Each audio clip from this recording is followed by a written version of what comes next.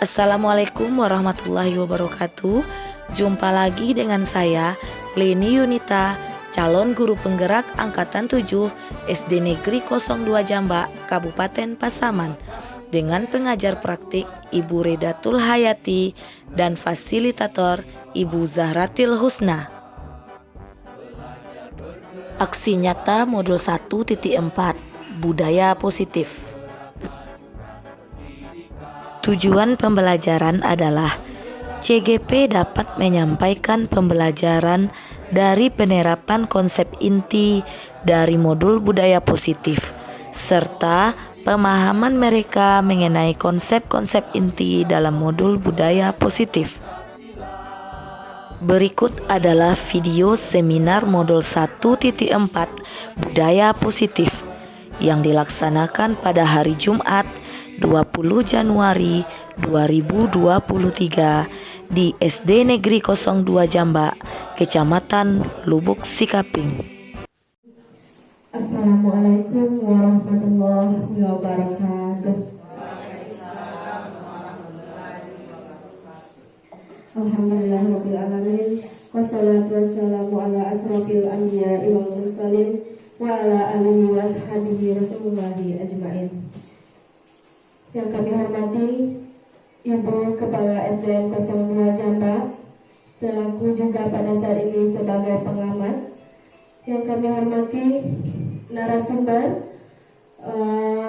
yang pagi hari ini telah mempersiapkan materinya. Yang kami hormati Bapak Ibu Majelis Guru peserta seminar Aksi Nyata Modul 1.4 Budaya Positif SDN 02 Jamba. Salawat dan salam tidak lupa kita hadiahkan kepada Nabi besar Muhammad sallallahu alaihi wasallam dengan membacakan Allahumma shalli ala Muhammad wa ala ali Muhammad. Semoga Bapak Ibu hadirin yang berbahagia, untuk mengawali acara kita pada pagi hari ini, marilah kita dengar pembacaan wahyu ilahi yang akan dibacakan oleh saudara Andre. Kepada Andre kami persilakan. Assalamualaikum warahmatullahi wabarakatuh.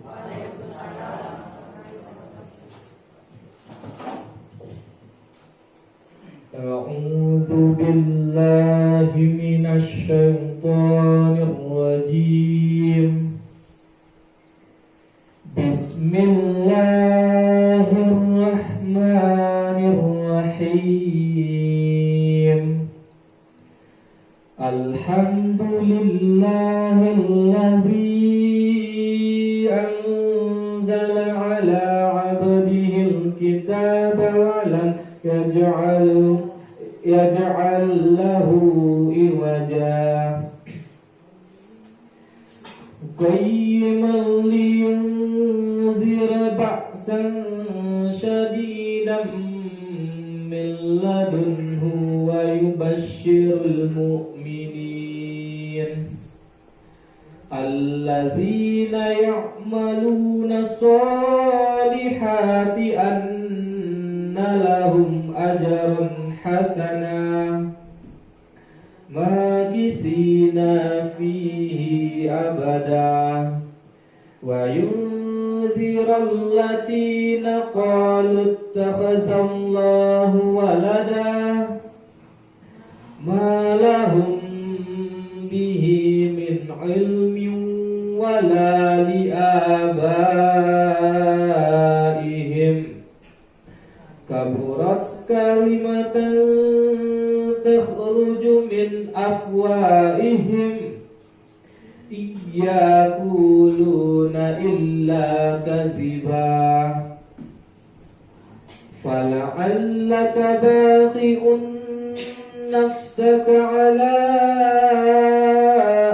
atharihim illam yu'minu bihadzal hadisi asafa inna ja'alna ma 'alal ardi zinatan laha linabluwahum ayyuhum ahsanu amala wa inna laja'iluna ma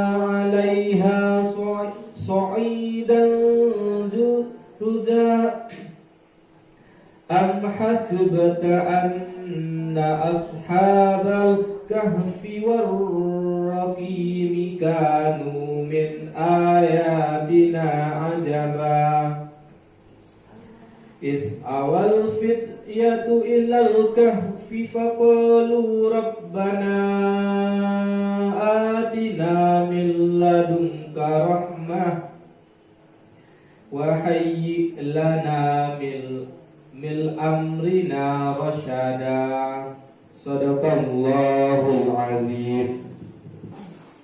Acara selanjutnya menyanyikan lagu Indonesia Raya. Kami mohon untuk peserta seminar dimohon berdiri.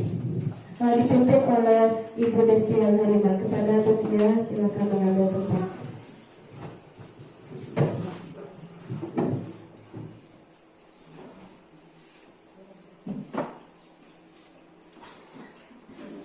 Hiduplah Indonesia Raya. 1, 2, 3. Indonesia tanah airku, tanah tumpah darahku. Di sanalah aku berdiri, jadi pandu ibuku. Indonesia kebangsaanku, bangsa dan tanah airku. Marilah kita berseru, Indonesia bersatu. Hiduplah tanahku, hiduplah negeriku, bangsaku, rakyatku semuanya. Bangunlah jiwanya, bangunlah badannya untuk Indonesia Raya. Indonesia Raya, merdeka, merdeka, tanahku, negeriku yang ku cinta. Indonesia Raya, merdeka, merdeka, hiduplah Indonesia Raya. Indonesia Raya, merdeka, merdeka, tanahku, negeriku yang ku cinta. Indonesia Raya, merdeka, merdeka, hiduplah Indonesia Raya. Hadirin dimohon duduk kembali. Acara selanjutnya kami minta kata sambutan dari Kepala SDN 02 Jamba kepada Ibu Yulismar SPD. Kami persilakan.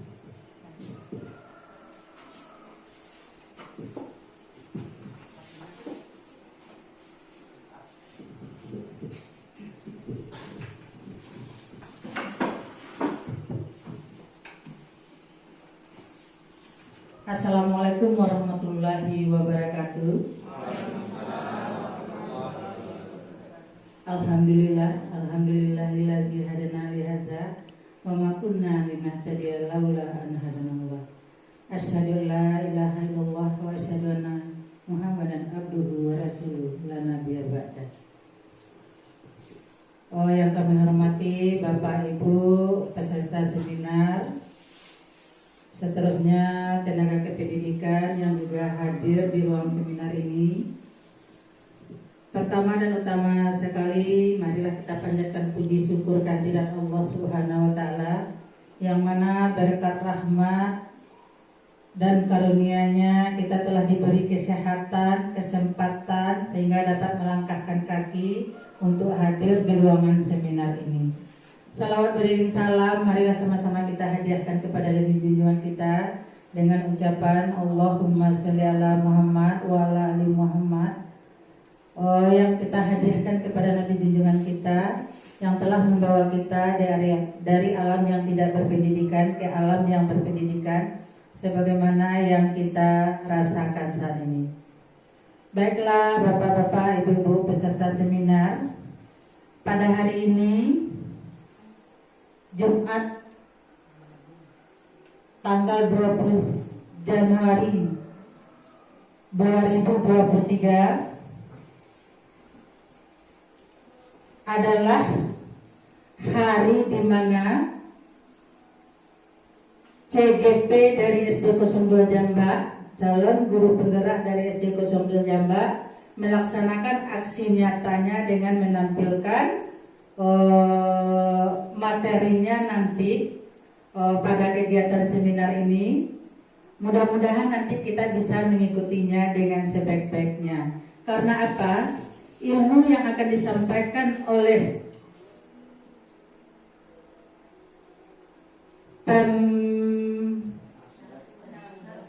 narasumber nanti yang berasal dari CGP Angkatan 7 itu sangat bermanfaat bagi kita dalam rangka perkembangan pendidikan di Indonesia. Mengapa kami menyampaikan begitu? Karena ya, dari zaman ke zaman, dari waktu ke waktu, pendidikan ini selalu berkembang. Zaman sekarang, cara pelaksanaan atau proses pembelajaran itu kalau kita lihat pada kurikulum Merdeka jauh berbeda dengan kurikulum KTSP. Karena apa?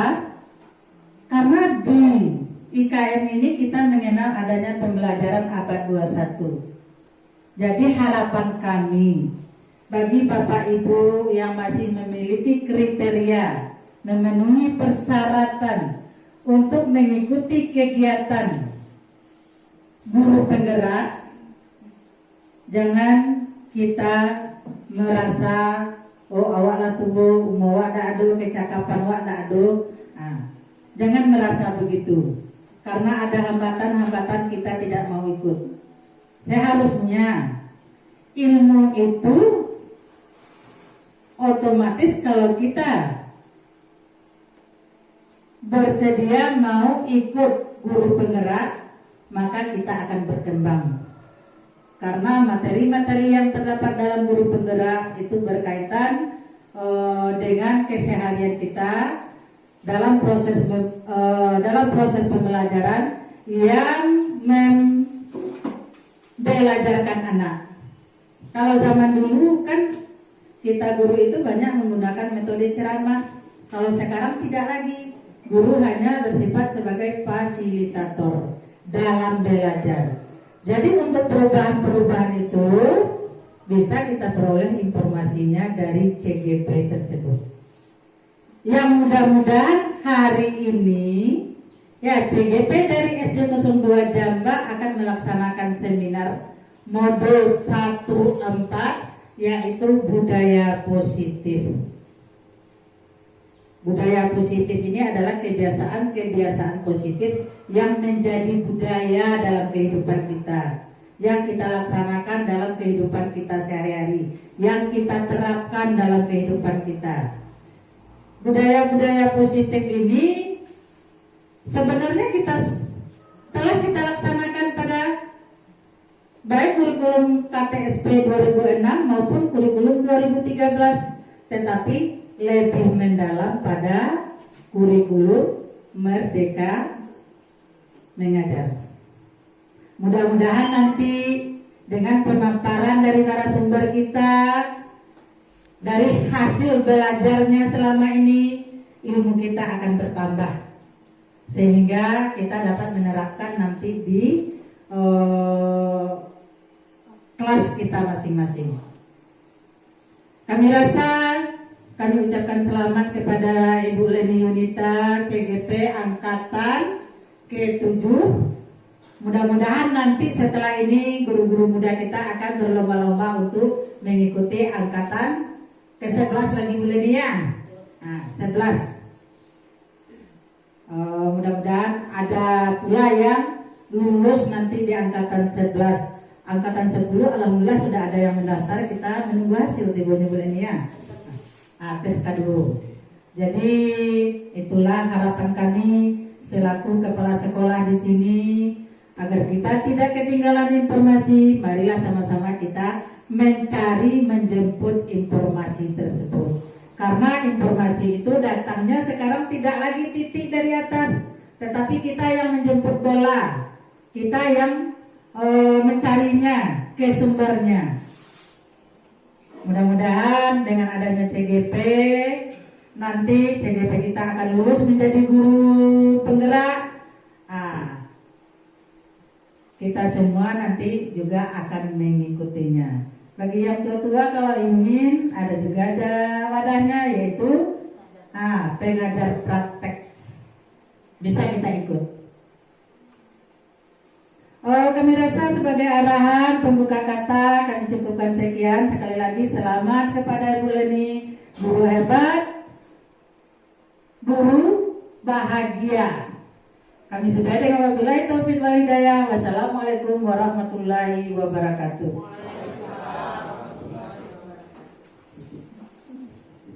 Terima kasih kita ucapkan kepada Ibu Kepala SDN 02 Jambak yang telah memberikan sepatah dua patah katanya kepada kita semua. Baiklah, untuk acara seminar akan kita mulai. Jadi waktu dan tempat kita serahkan sepenuhnya kepada narasumber. Kepada narasumber kami persilakan.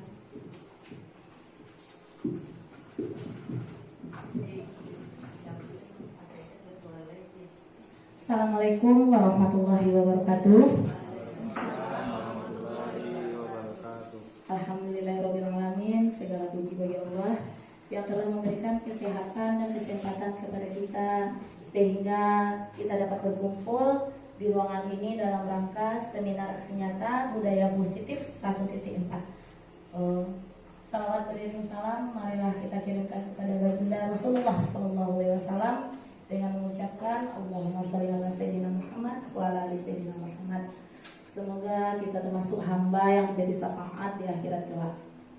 Yang terhormat Ibu Kepala SD Negeri 02 Jambak, Bapak Ibu Majelis Guru serta karyawan karyawati SD Negeri 02 Jambak. Sebelum memulai seminar, terlebih dahulu saya mengucapkan terima kasih atas kesediaan Bapak dan Ibu yang telah meluangkan waktu pada kesempatan kali ini. Baik, Bapak Ibu, untuk menghemat waktu, langsung saja kita masuk kepada materi aksi nyata modul 1.4. Modul 1.4 ini membahas mengenai budaya positif yang dikembangkan oleh Ibu Andri Nur Cahyani, Ibu Diah Samsiati Rajasa, dan Dr. Muti Ayu Wijayanti. Jadi bukan saya yang membuat modulnya ya Pak Bu. Penyampai materinya Bu.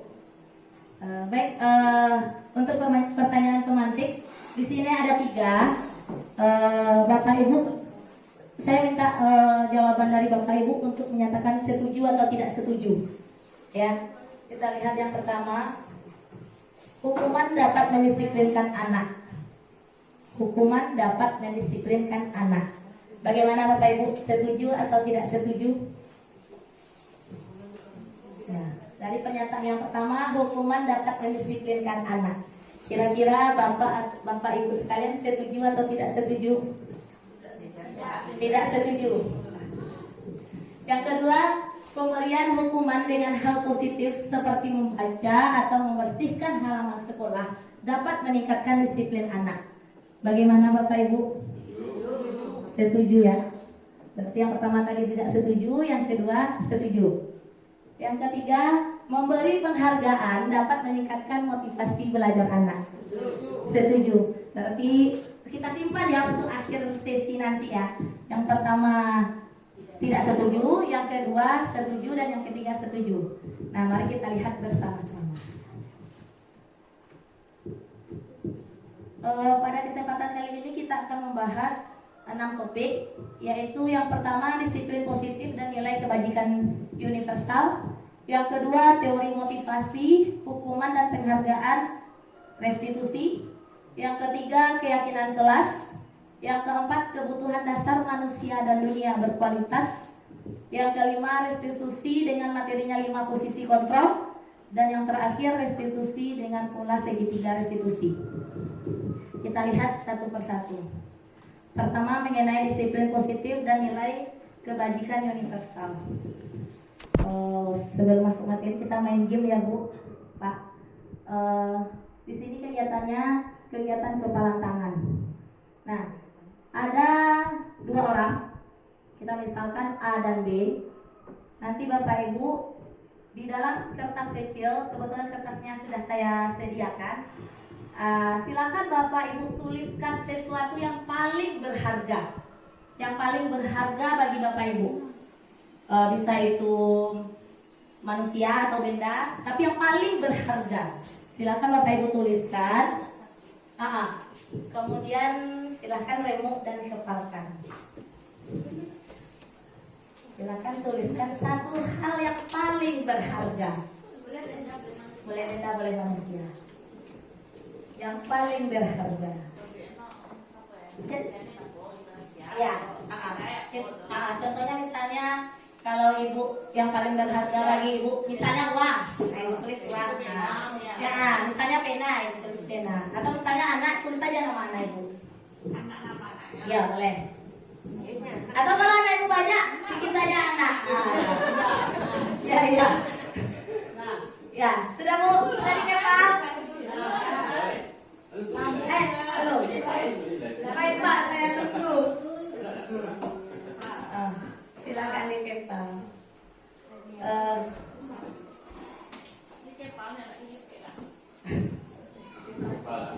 Ya.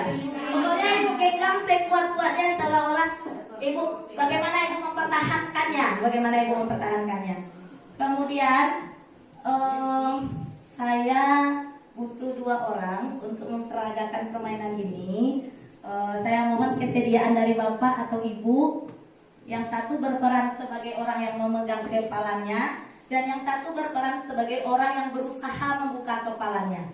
Nah, yang mengepal, Ibu mempertahankan kepala Ibu karena itu sangat berharga bagi Bapak Ibu ya. Kemudian yang berusaha membuka, terserah Ibu bagaimana usaha Ibu. Ibu boleh membujuk, Ibu boleh merayu, Ibu boleh mengancam, dan segala macam usaha yang Ibu gunakan.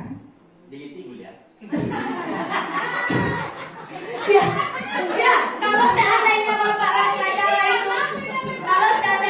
rasa cara itu memang efektif, silakan Bapak silakan gunakan segala upaya. Jadi saya segera mohon kesediaan Bapak dan Bapak atau Ibu 2 orang. Pelayan, iya ya Pak Jun. Boleh.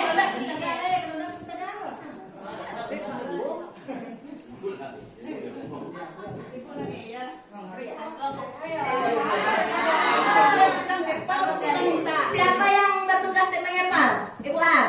Ya. Yang bertugas sebagai pemulung. Kita simak bersama ya Pak Bu, bagaimana usaha Ibu Eya dalam membuka kepalan Bu Harleni. Silakan. Boleh berbicara Bu, boleh berbicara.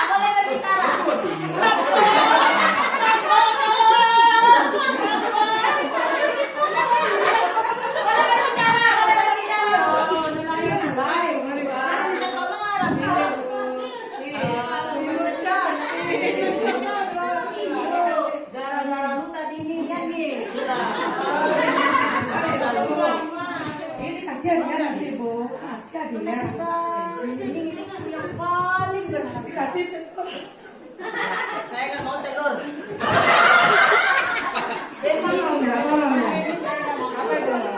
mau apa-apa. Saya mau yang ini saja. Itu kan nggak ada artinya tuh. Inilah bagi hal yang sangat berharga. Oh, saya mau nego ya. Ya mau.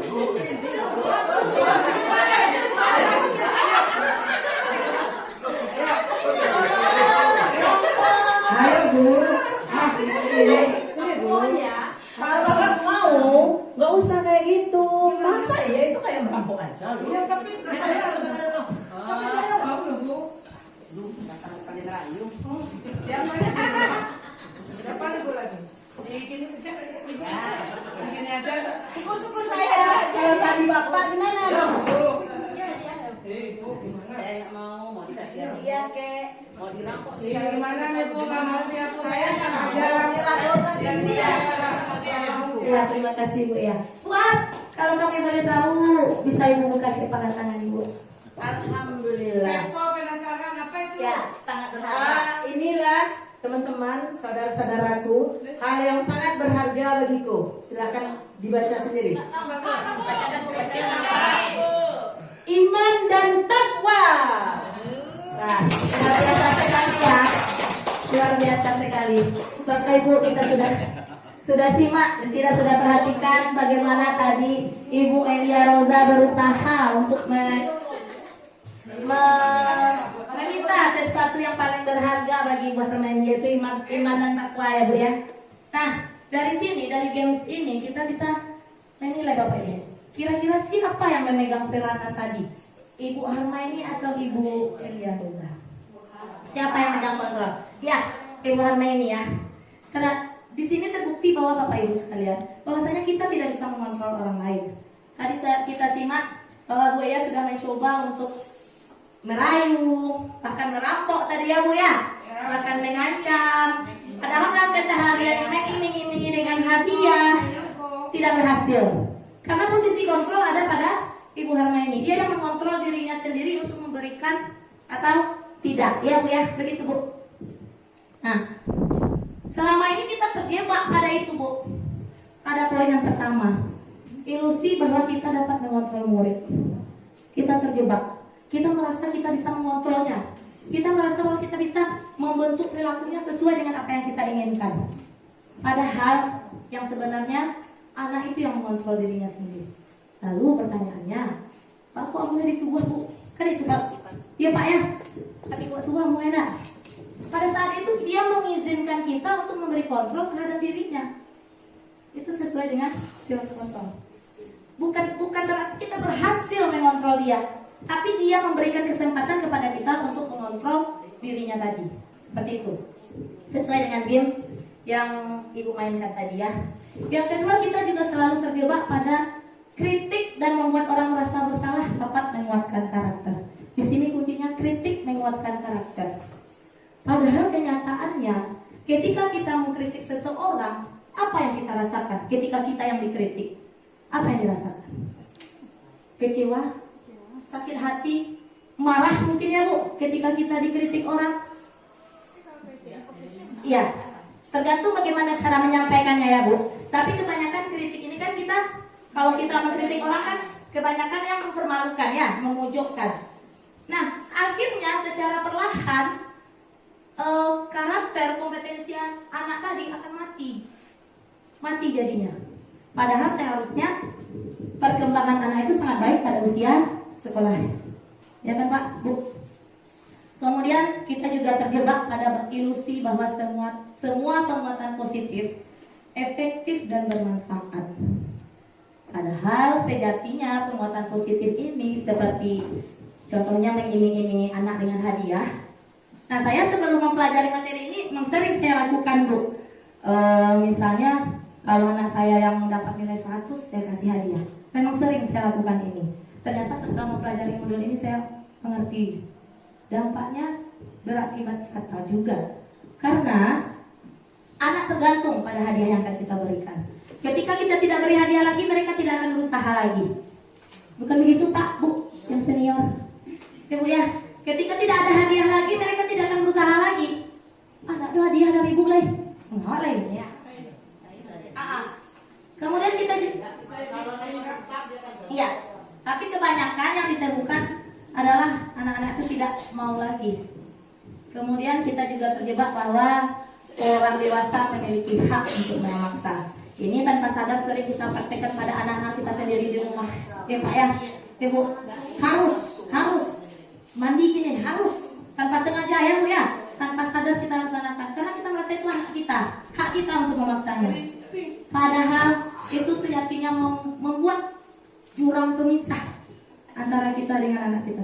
Ada rasa dendam, ada rasa mamaku berang-berang, ibuku berang-berang, itu. Padahal itu sejatinya menumbuhkan jurang pemisah.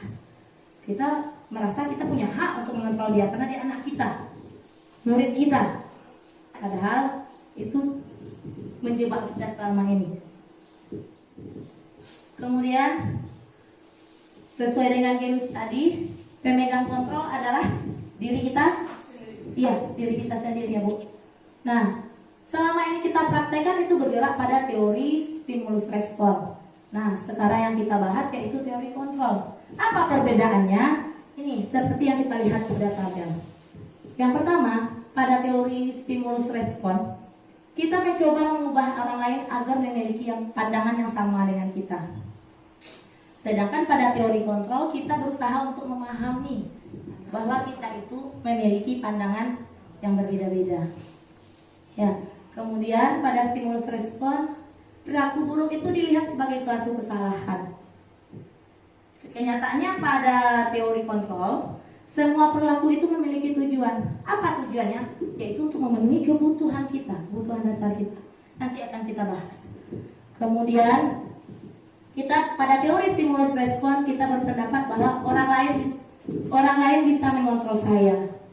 Sementara pada teori kontrol, hanya kita yang bisa mengontrol diri kita sendiri. Sesuai dengan games yang telah kita terapkan tadi ya Bu Har, Bu Elia Roza tidak bisa mengontrol Bu Har. Kemudian ada teori stimulus respon, pemaksaan adalah bentuk bujukan yang gagal. Ketika kita telah gagal, telah berusaha berupaya untuk membujuk, nggak berhasil, pemaksaan lagi, ancam lagi. Ya, kenyataan sama ini kan memang seperti itu yang kita lakukan. Nah, dalam teori kontrol kita berusaha untuk melakukan kolaborasi dan konsensus, membuat kesepakatan antara kita dengan anak melalui pilihan-pilihan yang baru. Kemudian kalau teori stimulus respon itu menggunakan model berpikir menang kalah, sementara teori kontrol menggunakan model berpikir menang-menang. Jadi sama diuntungkan. Istilahnya kalau di simbiosis mutualisme ya Bu, ya sama menang. Kemudian ini pulanya disiplin positif. Jadi budaya positif itu terbentuk melalui disiplin positif. Nah, sesuai dengan teori kontrol ini punyanya Bapak Dr. William Glasser. Saya nggak kenal juga Bu, nggak tahu saya Bu. Nah, ya tapi pakarnya ini dia. Ada 4 yang utama, yaitu yang pertama yaitu Anda tidak bisa mengontrol orang lain. Anda hanya bisa mengontrol diri Anda sendiri. Kemudian yang kedua, semua perilaku memiliki tujuan. Yang ketiga, menggunakan model berpikir menang-menang serta kolaborasi dan konsensus, kesepakatan tadi ya Bu. Kemudian realitas kebutuhan kita berbeda-beda, maka segala bentuk tindakan kita merupakan wujud dari pemenuhan kebutuhan. Nah, dari sini di bagaimana kita tidak bisa mengontrol orang lain ini, maka apa langkahnya? Karena kita tidak bisa memaksa. Jadi apa yang harus kita lakukan?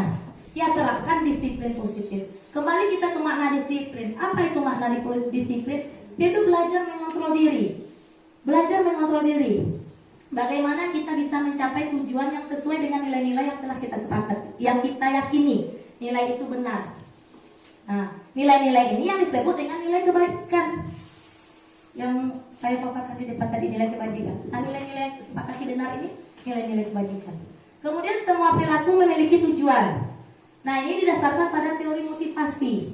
Ada 3 bentuk motivasi kita melakukan tindakan, yaitu untuk menghindari hukuman, untuk mendapatkan imbalan, nah, dan yang terakhir untuk menghargai diri sendiri.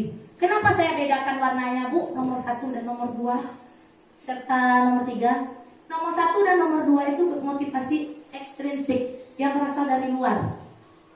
Orang lain yang memberikan motivasi untuk kita. Sementara yang ketiga itu untuk menghargai diri sendiri, motivasi intrinsik. Ada dari dalam diri kita sendiri. Semua kita punya itu. Nah, untuk apa? Untuk menghargai nilai-nilai kebajikan. Nilai-nilai kebajikan ini nanti dalam kelas kita wujudkan dalam keyakinan kelas. Nah, kemudian model berpikir menang-menang ini berkaitan juga dengan posisi kontrol. Ada 5 posisi kontrol yang sering kita mainkan, baik sebagai orang tua di rumah ataupun sebagai guru. Nah, ada 5, yaitu sebagai posisi penghukum dan pembuat rasa bersalah, sebagai teman, sebagai pemantau, dan yang terakhir sebagai manajer. Di sini ada panahnya Bu, sebagai penghukum dan pembuat masalah akan berakibat melakukan sesuatu untuk menghindari hukuman. Jika kita berada pada posisi teman atau pemantau, maka anak akan berusaha untuk mendapatkan imbalan. Nah, jika kita berada pada posisi manajer, maka anak akan mendapatkan posisi yang ketiga, yaitu untuk menghargai diri sendiri. Maka akan tercipta disiplin positif. Nah, posisi manajer ini nanti erat kaitannya dengan segitiga restitusi. Nah, apa saja tahapannya? Ada 3: menstabilkan identitas, validasi kebutuhan, dan menanyakan keyakinan. Nanti kita bahas satu persatu. Kemudian untuk berkaitan dengan kebutuhan ada 5, yaitu bertahan hidup, untuk diterima, untuk penguasaan, kesenangan, dan kebebasan. Nah, mari kita lihat satu persatu. Nah, apa makna disiplin? Tadi saya sudah sampaikan juga sepintas bahwa disiplin itu belajar, ya, belajar kontrol diri. Namun kita salah paham kalau disiplin itu kita yang mengontrolkan orang lain. Padahal sebenarnya disiplin itu kita yang mendisiplinkan diri kita sendiri. Kita yang belajar untuk mengontrol diri sendiri. Jadi bagaimana kita membawa siswa agar dia belajar mengontrol dirinya sendiri, bukan kita yang mengontrol diri kita, siswa tersebut. Seperti itu. Kemudian nilai-nilai kebajikan universal. Nilai-nilai kebajikan universal sudah sempat juga saya singgung tadi, adalah nilai-nilai yang kita yakini. Nilai-nilai yang kita yakini kebenarannya. Nah, kalau di Indonesia, kurikulum sekarang itu diwujudkan melalui dimensi profil pelajar Pancasila, ya Bu, ada 6. Ya Bu? Ada 6. Apa saja Bu? Ya, beriman, bertakwa pada Tuhan Yang Maha Esa, dan mandiri, bernalar kritis, berkebinekaan global, ya, dan kreatif. Nah, ya, ini wujudnya, ini istilahnya payungnya Bu, payung nilai-nilainya. Sementara yang lebih ringannya, yang lebih dekatnya dengan kita apa saja nilai kebajikan itu? Contohnya Pak, saling menghormati. Apa lagi Bu? Iya, tenggang rasa. Kemudian apa lagi Bu? Tolong menolong, gotong royong, ya. Seperti itu. Yang nilai-nilai positif, bagaimana sikap-sikap positif yang kita kenal selama ini, lebih ringannya bahasanya Pak, ya. Sikap positif yang selama ini kita kenal. Jadi sekarang diistilahkan dengan nilai kebajikan. Seperti itu. Kemudian teori motivasi perilaku manusia seperti yang sudah saya singgung tadi, ada 3, untuk menghindari ketidaknyamanan atau hukuman. Ini merupakan motivasi eksternal. Ini merupakan motivasi terendah. Jika kita berhasil memotivasi anak melalui hal ini merupakan motivasi terendah Bu. Jadi istilahnya kalau tidak ada contohnya Bu, ya, saya kasih hukuman anak saya. Kalau tidak ada saya, anak saya biar lagi. Nah, seperti itu, kembali lagi. Jadi ya hanya menghargai saya, seperti itulah, bukan menghargai dirinya sendiri. Kemudian yang kedua, untuk mendapatkan imbalan dari orang lain. Ini juga masih motivasi eksternal, tapi sudah naik setingkat daripada motivasi untuk menghindari hukuman tadi. Nah, ini berefek jangka panjang. Karena ketika tidak ada lagi penghargaan tadi atau imbalan tadi, maka anak tidak akan berbuat. Ya, tidak akan berusaha lagi untuk mewujudkan disiplinnya itu tadi. Kemudian yang ketiga, untuk menghargai diri sendiri. Nah, ini motivasi eksternal. Ini yang akan berusaha kita wujudkan dari anak. Tentunya tidak semudah membolakkan telapak tangan, ya Pak.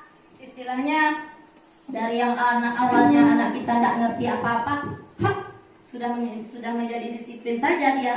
Tidak, tentunya ini perlu proses, butuh waktu yang lama. Ini akan kita usahakan.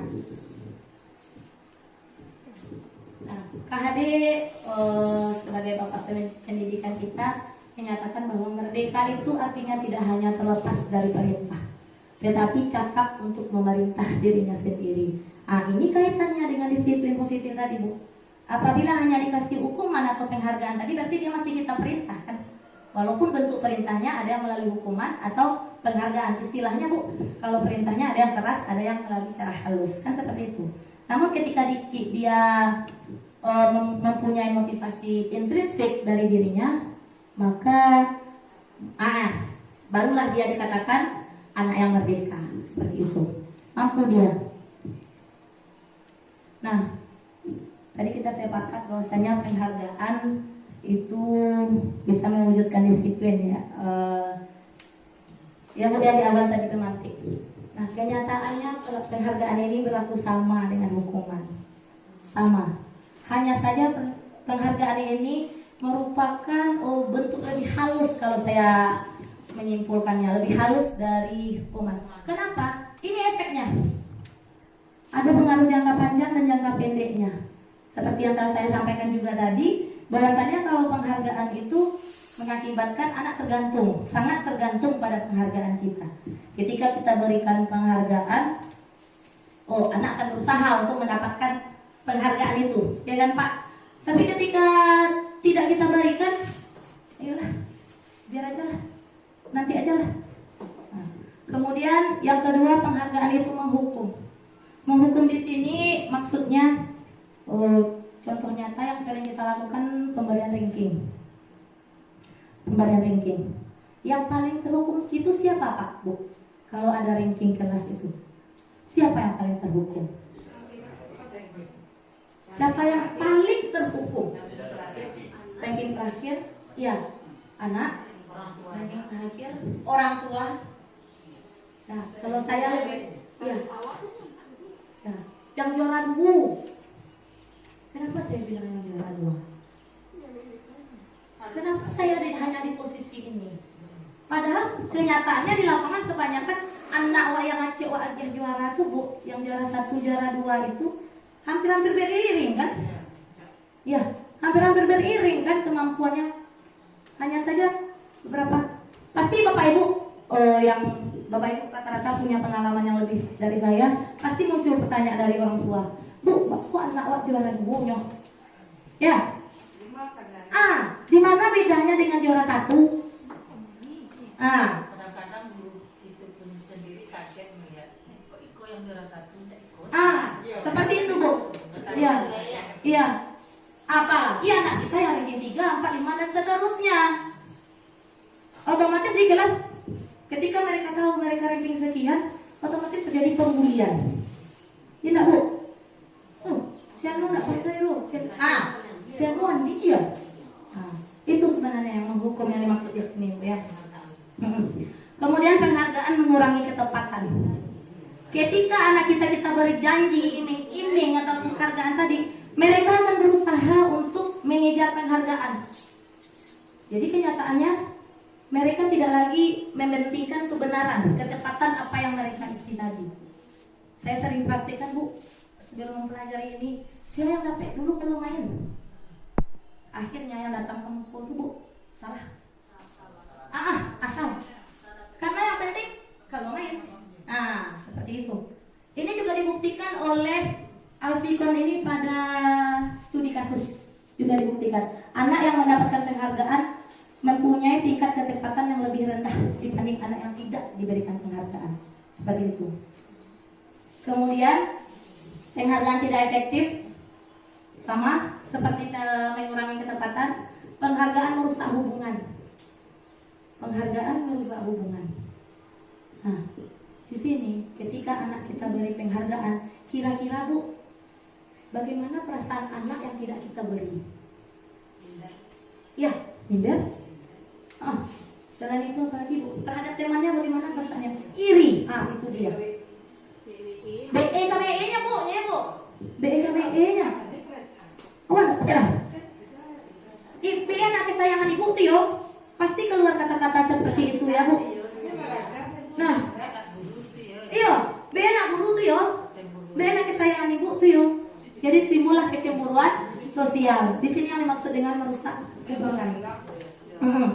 Kemudian penghargaan menurunkan kualitas sama seperti yang tadi. Penghargaan menurunkan kreativitas sama juga aturan yang pikir pak acara supaya apa mati jadi. Tapi penghargaan kita lihat. Nah, kalau dakwah lagi akan hargaan apulai. Iya betul. Apa itu motivasi lagi ya? Betul sekali Bu. Betul sekali Bu. Nah, digantilah dengan apresiasi. Tapi Bu, untuk memberikan apresiasi ini Bu, tidak boleh sembarang-sembarang. Ada aturannya. Jika Ibu ingin memberikan apresiasi terhadap anak secara pribadi, berikan secara khusus. Berikan secara khusus. Usahakan tidak ada anak lain yang mengetahuinya. Itu lain cerita ya Bu. Nah, itu lain cerita. Itu lain cerita. Nah, masalah ya, timbul masalah ya. Timbul masalah. Cintu enggak kawane? Cintu enggak kawane? Bisa dengan saya bagian itunya ya. Muncul masalah. Maka berikan pengakuan terhadap semua murid. Berikan semua. Jangan satu. Semua murid kita itu punya kelebihan. Bahkan anak yang awak kecian ranking terakhir tadi Bu, ada kelebihannya. Ada. Bisa jadi dia rajin ke sekolah.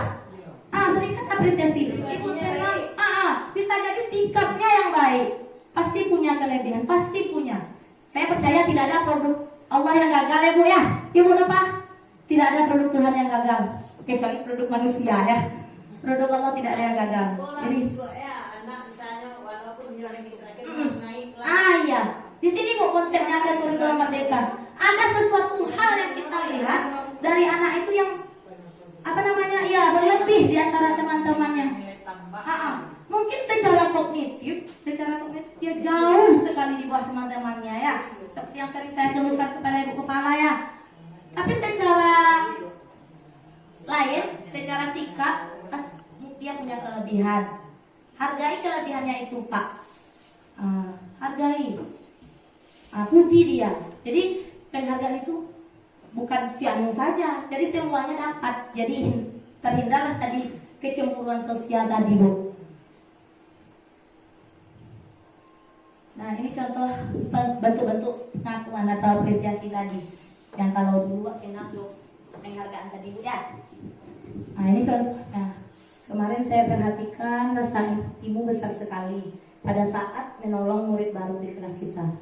Ini bisa terjadi pada siapa saja. Tidak harus anak yang pintar kognitif tadi saja. Jadi ada kelebihan-kelebihan anak itu yang kita puji. Nah di sini yang dipuji adanya rasa empatinya, ya Bu. Kemudian saya menghargai kepedulianmu pada saat kamu membantu teman-temanmu di kelompok. Berarti ini yang dipuji rasa peduli. Kemudian terima kasih untuk rasa tanggung jawabmu. Berarti yang dipuji di sini tanggung jawab. Jadi yang dipuji itu tidak harus nilai 100. Ya. Tidak harus pribadi, tidak harus apa yang dia dapatkan, tapi bisa jadi dari pribadinya. Iya. Biasanya Bu kalau IQ-nya tinggi, miskin di EQ. Biasanya. Iya, kalau intelektualnya bagus, miskin di emosional biasanya. Jarang itu yang emosionalnya bagus, intelektualnya juga bagus. Bukan di anak saja ya Bu ya. Di antara teman-teman kita di sini tidak ada saya temukan. Di sini tidak ada. Di antara teman-teman ya. Tidak ada ya. Karena di sini ya, sejak saya masuk ke sini Bu, pasti berbeda. Ya, sejak saya masuk ke sini Bu, saya rasa nyaman ya. Beda kalau di tempat lain pernah saya temukan yang pintar ini tidak mau berbagi. Mungkin ibu-ibu menemukan juga teman-teman yang seperti itu ya. Alhamdulillah di sini tidak ada. Kemudian kita lanjut. Ya, di atas langit ada langit ya Bu ya. Di atas langit ada langit. Nah, di sini lagi perbedaan hukuman dan konsekuensi. Ada beberapa poin perbedaan hukuman dan konsekuensi. Nah ini sering kita berikan kepada anak, hukuman dan konsekuensi. Kita sering menyamakan antara hukuman dan konsekuensi. Ternyata itu berbeda. Nah, perbedaannya kalau hukuman itu sesuatu yang menyakitkan harus terjadi. Menyakitkan harus terjadi. Kalau konsekuensi hanya sesuatu saja yang harus terjadi. Bisa jadi itu tidak menyakitkan. Kemudian kalau hukuman membuat anak sakit baik itu fisik maupun hati untuk jangka waktu yang lama. Kalau konsekuensi hanya sekedar untuk membuat anak merasa tidak nyaman. Kalau hukuman lebih parah, membuat sakit, bisa jadi secara fisik maupun psikis. Kemudian kalau hukuman, akibatnya anak akan membenci kedisiplinan. Dia benci. Ketika dikonsekuensi, anak mulai menghargai disiplin. Nah, hukuman ini bersifat memaksa. Kalau konsekuensi, stimulus tangkapan. Kemudian hukuman mendorong anak untuk menyakiti diri sendiri, sedangkan konsekuensi mendorong anak agar mudah menyesuaikan. Dan seterusnya sampai hukuman itu membuat anak marah, merasa bersalah, dipermalukan, merasa tidak dihargai. Sedangkan konsekuensi anak akan kehilangan hak, dibuat merasa tidak nyaman dan diasingkan sementara. Kalau saya lebih senangnya membedakan hukuman dengan konsekuensi ini seperti ini, Bu, Pak. Kalau hukuman itu tidak ada kaitannya antara kesalahan anak dengan dampak yang dia dapatkan. Sementara kalau konsekuensi ada kaitannya, seperti itu. Lihat. Nah, ada beberapa tindakan guru yang saya coba angkat. Ini yang pertama yaitu mencatat 100 kali di dalam buku kalimat saya tidak akan terlambat lagi karena terlambat ke sekolah. Kira-kira saya sering juga tuh, Bu. Kira-kira ini hukuman atau konsekuensi? Ya, rata-rata konsekuensi. Ya. Kita simpan ya, Bu, konsekuensi. Kita simpan ya, Bu. Yang kedua, lari mengelilingi lapangan basket 2 kali karena terlambat hadir ke sekolah. Hukuman. Kita simpan ya, Bu. Yang ketiga, murid diminta untuk push up 15 kali karena tidak menggunakan masker. Ya, kira-kira ini hukuman atau konsekuensi, Pak? Hukuman. Yang keempat, menggantikan kertas tugas teman yang telah dicoret-coret. Konsekuensi. Kemudian membersihkan tumpahan air di meja tulis karena tersenggol pada saat belajar.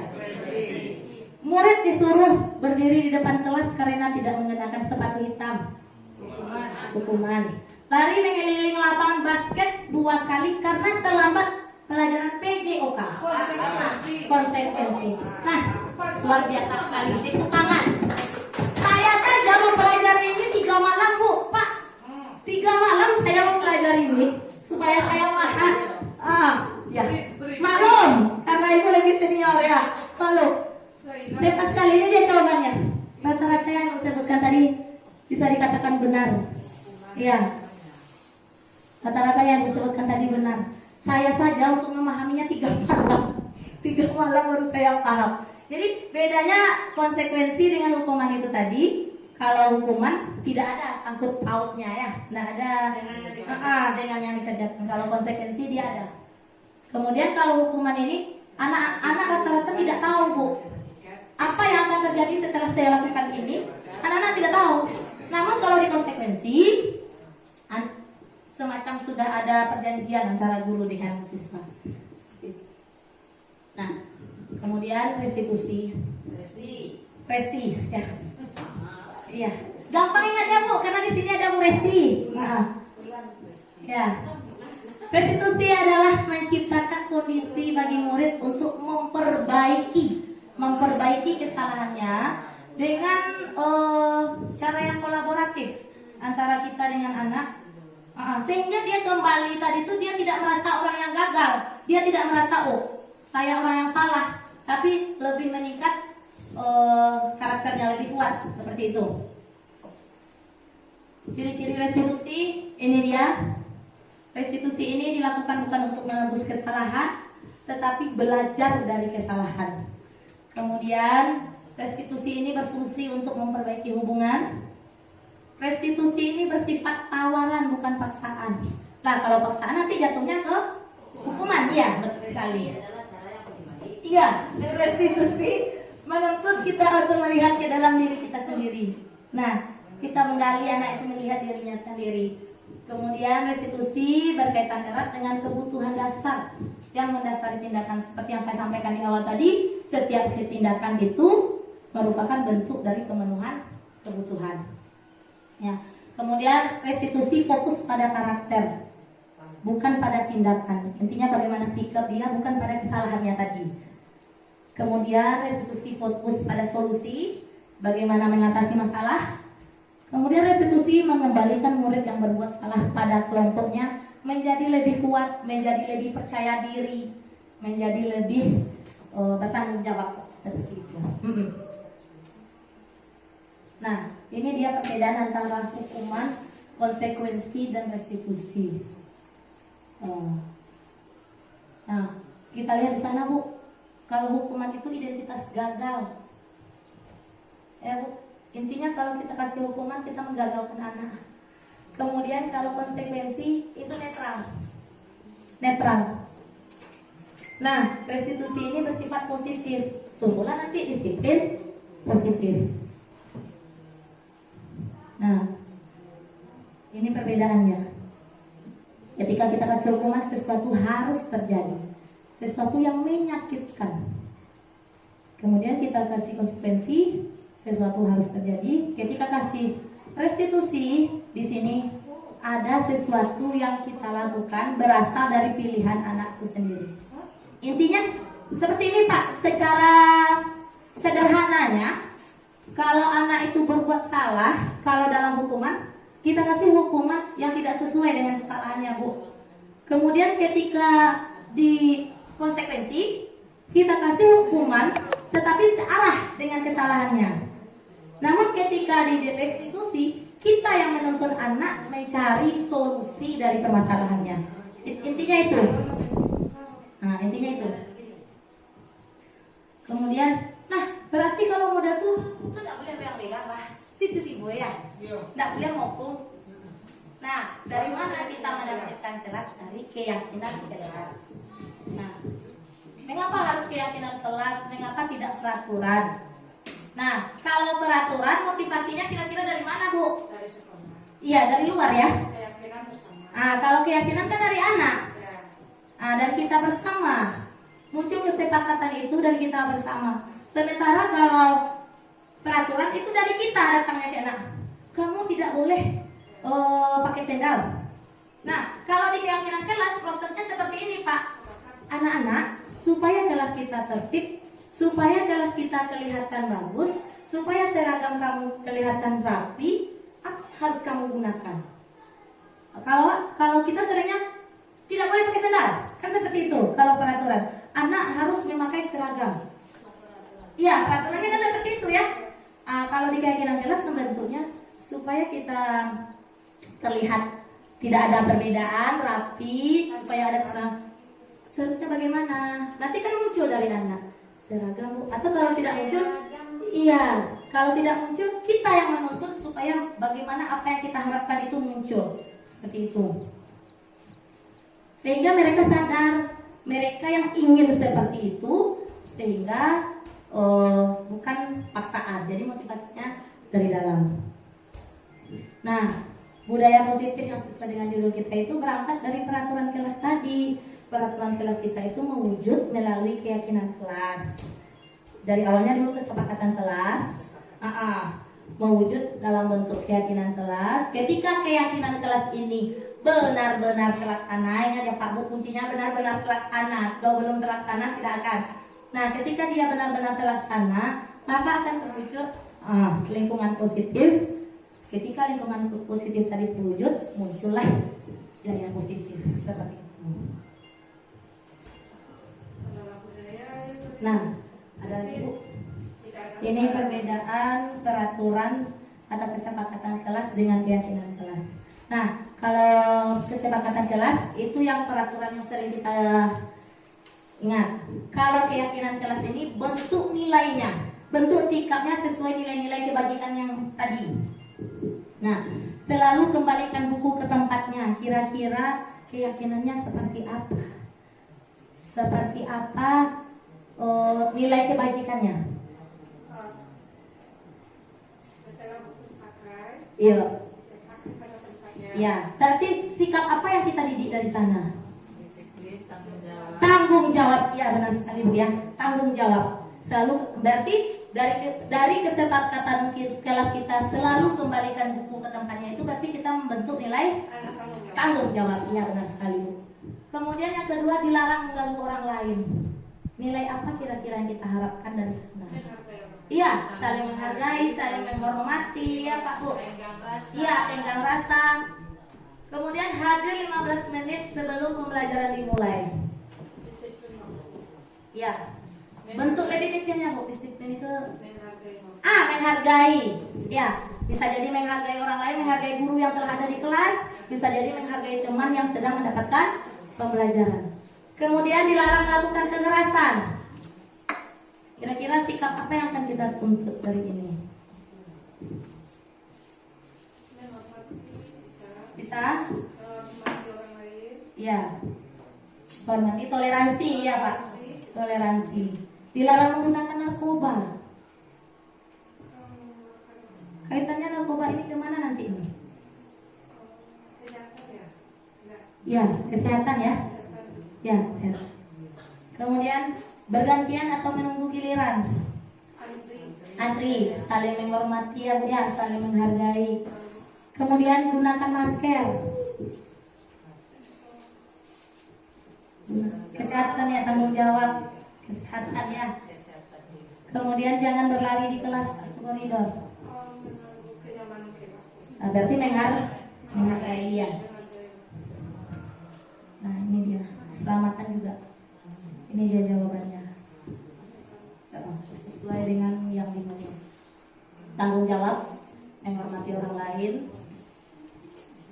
Kemudian dilarang melakukan kekerasan itu keselamatan.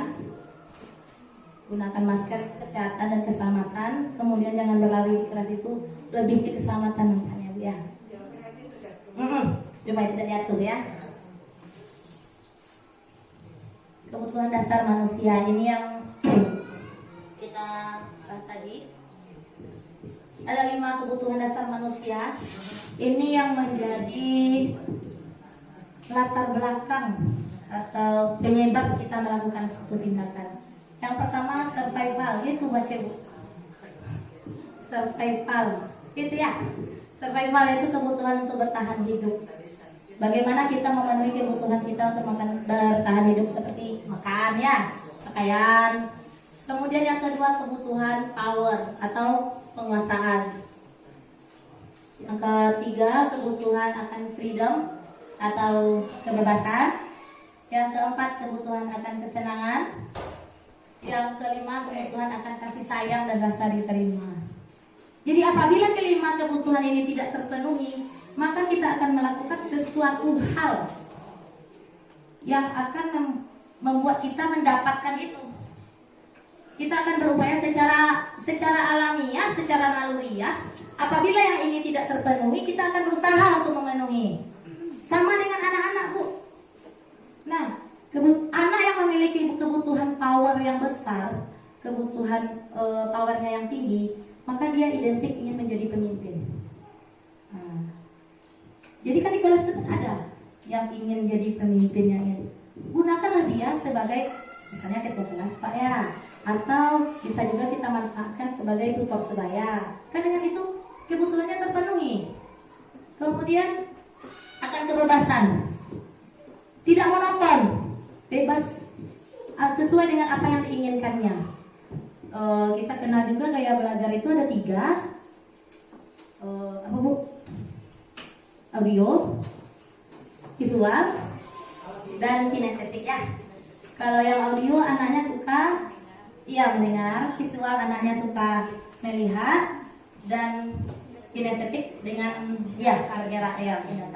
Nah itu arahnya nanti kemana Bu? Ke diferensiasi yang ini, kebebasan ini, pembelajaran berdiferensiasi. Nah, penuhi kebutuhannya. Ketika anak itu tidak merasa bebas dia melakukan membuat tugas atau mengikuti pembelajaran tidak bebas, maka dia akan tidak akan mau mengerjakannya. Iya. Ya, tapi bebasnya bebas terbatas. Nah, sesuai dengan kembalikan lagi Bu ke keyakinan kelas. Makanya tadi kita tuntut anak melalui keyakinan kelas. Jadi ada kesepakatan kelas, ada keyakinan, kita bentuk wujud dari peraturan yang biasa kita gunakan, jadikan kesepakatan kelas. Jadi kembalikan, kita kan sudah sepakat, kelas kita seperti ini, kembalikan ke sana. Jadi bukan berarti merdeka bebas itu seperti ya seperti kadang-kadang istilah kita kelas seperti pasar ya Bu ya. Bukan berarti bebas merdeka itu seperti itu. Bebas merdeka itu bebas yang terbatas, ada aturannya. Nah, kembalikan ketika anak kita tadi lepas kontrol, kita kembalikan ke kesepakatan kelas. Nah, kesepakatan kelas ini dulu kita sering juga gunakan peraturan kelas kita seperti itu Bu. Kemudian kebutuhan kesenangan, kebutuhan kasih sayang sama. Ketika tidak dapat, kita akan lakukan sesuatu hal. Nah, ini contoh-contoh tindakan atau respon yang diberikan anak ketika tidak mendapatkan kebutuhannya. Ibu guru tidak menyapaku hari ini, padahal aku pakai jepit rambut baru. Kira-kira kebutuhan apa yang tidak terpenuhi anak itu? Kasih sayang, ya. Aku bosan, masa belajarnya cuma gitu-gitu aja, dengerin ibu guru aja. Kira-kira kebutuhan apa itu? Bosan. Ketika dia dari 5 kebutuhan tadi, kira-kira yang mana itu? Kesenangan. Ya, sepakat kita ya, kesenangan.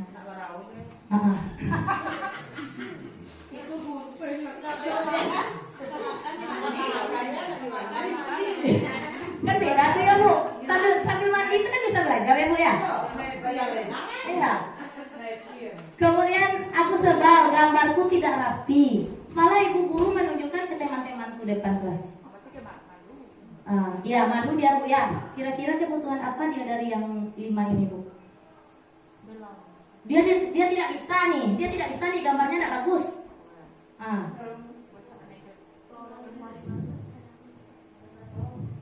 Kira-kira yang mana dia? Penguasaan. Iya, iya, karena dia tidak bisa kan. Kemudian, Cimee Bu ya. Iya.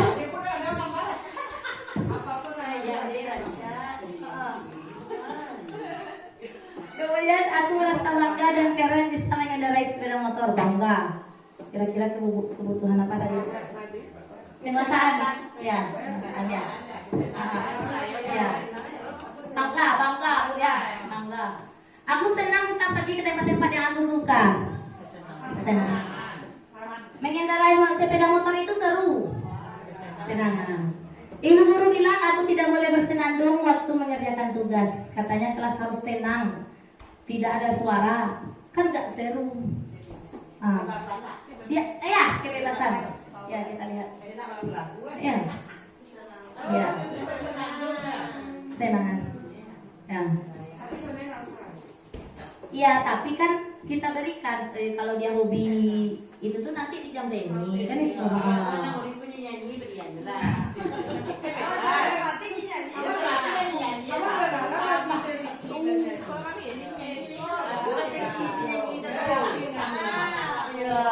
Kan bisa bisa dialihkan ya Bu ya, bisa dialihkan. Bukan langsung tak boleh seperti itu ya Bu ya. Nah, masuk kita materi yang kedua terakhir, takut 5 posisi kontrol.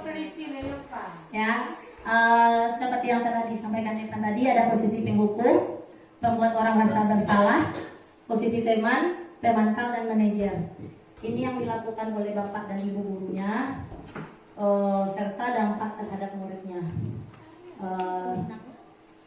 Ya, ketika posisi penghukum ini akan berdampak pada anak, akan terjadi jurang pemisah antara kita dengan anak. Anak merasa dendam. Ketika membuat orang merasa bersalah, anak akan menjadi identitas yang gagal. Dia merasa dirinya gagal. Dia merasa dirinya gagal. Kemudian posisi teman, ini sebenarnya mulai bagus ya kan ada tuh. Apalagi kalau guru di sekolah tinggi Bu, sering kita temui yang guru sangat akrab sekali dengan anaknya ya. dengan siswanya. Bahkan ada anak yang masih gurunya. Ya, itu akibat dari apa, Bu? Akibat dari posisi ini, Bu. Akibat dari posisi ini, tak ada lagi banyak sampah. Sebenarnya bagus, bagus, tapi dampaknya ada dua kalau di sini, ada positif dan negatif. Positifnya anak menjadi terlalu dekat dengan kita, ya, terjadi ketergantungan. Nah, untuk dalam jangka waktu yang pendek kita bisa mengontrolnya, tapi sebaiknya jangan, ya, apalagi kalau di sekolah tinggi. Ah iya, ya. Itu bukan karena posisi Pak Bajana yang salah ya, Bu. Tapi itu Pak Andre lu tengok. Ya, bukan karena posisi Pak Bajana yang salah. Kemudian ada posisi pemantau. Ini bermain dari konsekuensi tadi, Bu. Ketika kita sudah sepakati dengan anak, kalau kamu seperti ini konsekuensinya. Ketika kita berikan konsekuensi pada anak, berarti kita sudah menerapkan posisi pemantau. Nah, kemudian yang terakhir posisi manajer. Nah, ini yang kita harapkan. Ini yang diharapkan kita berada pada posisi manajer. Jadi guru kita ini tidak guru saja, Bu, tapi manajer kali. Ya, manajer bagi anak-anak kita. Nah, untuk lebih jelasnya tentang posisi kontrol, ini dia, kita simak.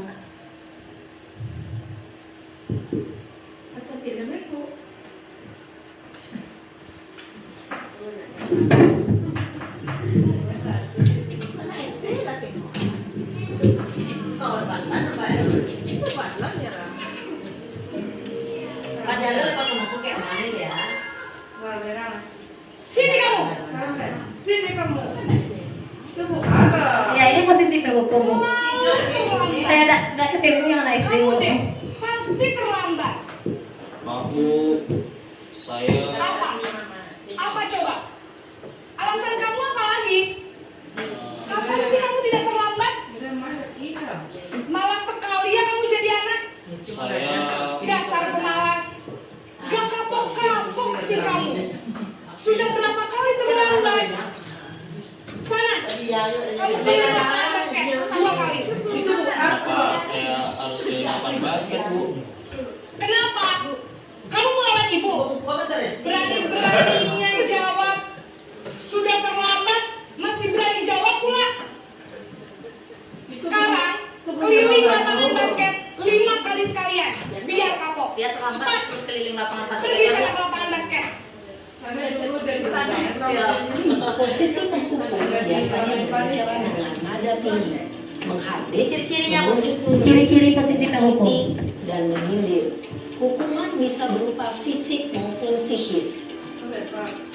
Ibu dan bapak guru hebat. Dampak yang terjadi pada murid ketika guru berada pada posisi pemukul adalah murid cenderung akan memberontak, bahkan menyimpan dendam.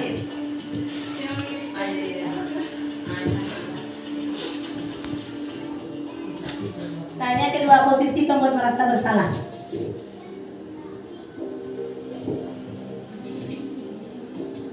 Sengaja dipakai orang yang sama, biar nampak bedanya. Naren.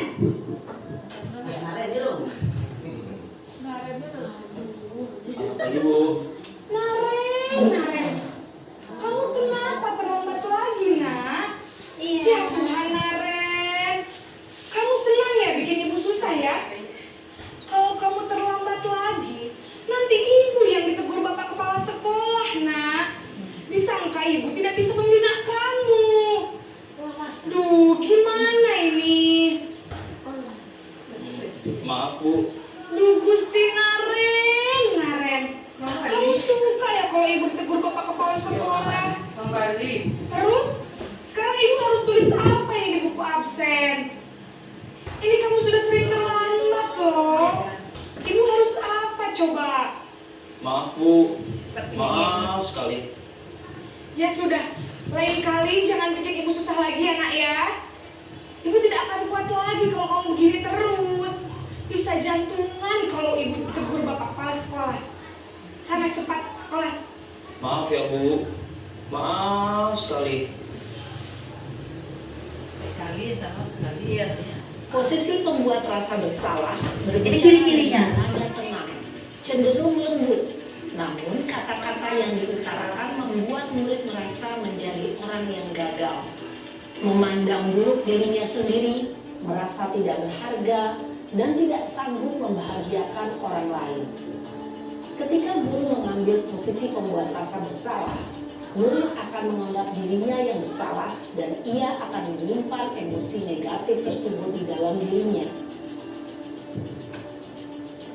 Posisi ketiga, posisi teman.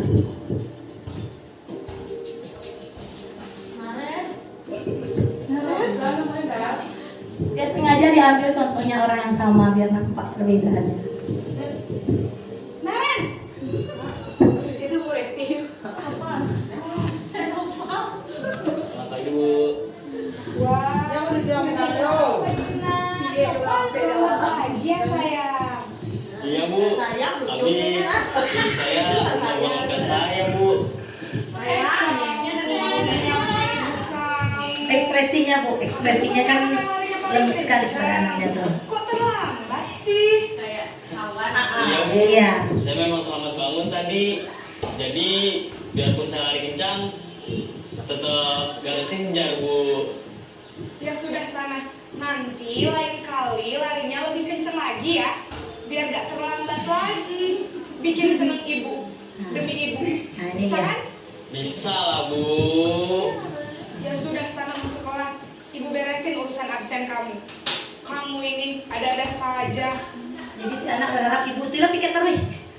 Dalam posisi teman, guru berbicara dengan nada suara ramah, akrab, cenderung bersenda gurau untuk menjaga suasana tetap santai. Murid akan merasa senang, aman, dan akrab dengan guru. Identitas yang tercipta adalah identitas sukses atau berhasil.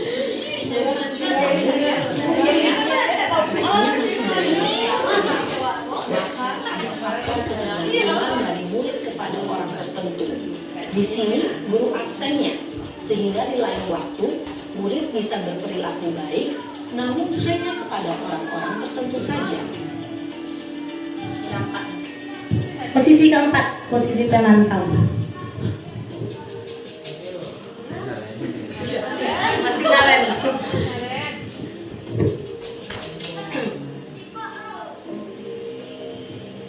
Naren!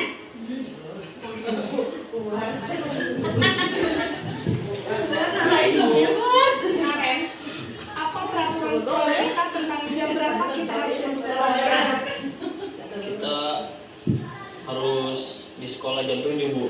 Iya betul, sekarang sudah jam 7.20. Naren sudah tahu konsekuensinya jika terlambat hadir. Paham Bu. Saya harus tinggal kelas pas jam istirahat selama 20 menit. Iya benar, konsekuensinya demikian. Jadi nanti jam 9.30 pas istirahat, kamu harus tinggal di kelas, kerjakan tugas tambahan untuk ketertinggalan kamu, ya? Baik Bu. Posisi pemantau mengandalkan penghitungan atau data untuk mengontrol murid. Guru mengarahkan murid berdasarkan peraturan dan konsekuensi. Seorang pemantau menunjukkan bahasa tubuh dan ekspresi wajah yang datar dan cenderung formal. Posisi terakhir, manajer.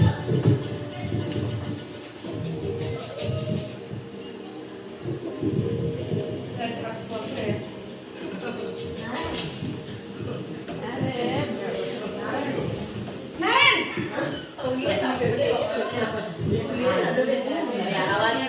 Selamat pagi Bu. Selamat pagi Naren. Maaf Bu, saya terlambat. Iya, sekolah masuknya jam 7, sekarang sudah jam 7.20. Jadi sekarang bagaimana ini Naren?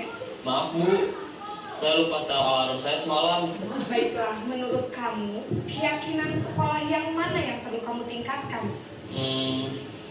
Menghargai diri sendiri dan orang lain mungkin ya Bu. Setuju. Jadi, apakah Naren meyakini prinsip saling menghormati tersebut? Iya Bu, saya meyakininya. Apakah Naren bersedia memperbaiki masalah keterlambatan ini? Bersedia Bu. Bagaimana kamu akan perbaiki masalah keterlambatan ini? akan coba untuk tidak lupa menyetel alarm saya, Bu. Baik, kalau Naren lupa menyetel alarm di rumah, ada orang yang kira-kira bisa bantu mengingatkan tidak? Ada, Bu. Kakak saya, Kak Emma. Ada lagi selain Kak Emma? Selain Kak Emma, ada ibu saya. Baik, jadi yang mengingatkan Naren adalah Kak Emma dan ibu kamu ya? Kira-kira akan mulai setel alarm kapan nih Naren? Setelah pulang sekolah, akan segera saya lakukan. Baik, jadi Naren akan setel alarm untuk bangun besok pagi dan akan diingatkan oleh kakak dan ibunda Naren ya. Ada lagi yang mungkin perlu dilakukan Naren agar tidak terlambat bangun lagi? Tidak ada, Bu. Baik Naren, terima kasih untuk kerjasama kamu. Sekarang kamu perlu kembali ke kelas untuk belajar. Baik, Bu. Terima kasih.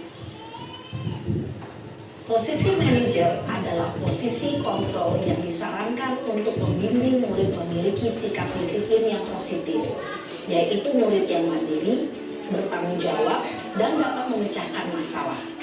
Tujuan dari posisi ini adalah agar murid dapat berefleksi atas tindakannya. Guru akan dengan tulus memberikan pertanyaan-pertanyaan bermakna, sehingga membuat murid dapat belajar dari kesalahannya dan mencari sebuah solusi untuk menyelesaikan. Nah, ini posisi manajer ini yang dituntut oleh disiplin positif. Ya Bu, posisi manajer ini rasanya mungkin seperti yang Ibu rasakan juga, apa yang saya rasakan di awal dulu. Tak mungkin, ya. Apalagi kita lihat contohnya SMA, ya. Tapi kita sempat mempraktekannya ya Bu Kepala, waktu dengan si Radit, ya Bu ya. Sempat kita praktekkan itu di kantor, tapi kita gunakan bahasa yang lebih rendah. Kalau itu tadi bahasanya kan tinggi. Apa keyakinan kelas? Sebentar mana ada tahu keyakinan kelas. Jadi kita kembalikan, kira-kira itu bagus enggak? Dan kita itu baik enggak? Kan dia sudah tahu mana yang baik dan yang bukan. Sudah sempat kita praktekkan ya Ibu. Sayangnya tidak kita rekam waktu itu. Ya, tidak kita rekam. Dan tanggapan dari si anak di luar ekspektasi ya Bu. Dia sendiri yang ingin minta maaf. Waktu itu dia berkasus dengan si Fadli. Dia sendiri yang minta maaf. Ketika di cross check, saya tanya sama si Fadli, ada tadi si Radit minta maaf? Ada. Jadi karena dia sendiri yang ingin, dia temui. Cuman kalau bahasa yang seperti tadi, kalau saya rasa mungkin terlalu tinggi ya Bu ya.